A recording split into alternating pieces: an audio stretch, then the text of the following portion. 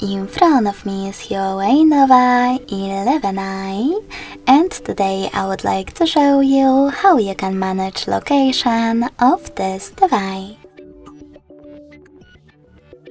First of all, go into Tab menu.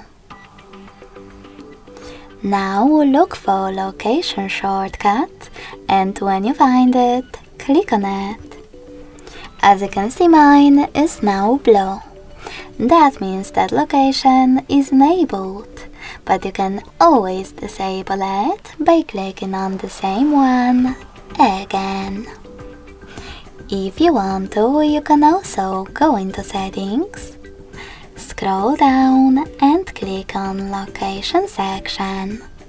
Then click on this switcher next to access my location to enable or disable it. Thanks so much for watching. If you enjoyed this video, smash that like button, comment and subscribe. Bye!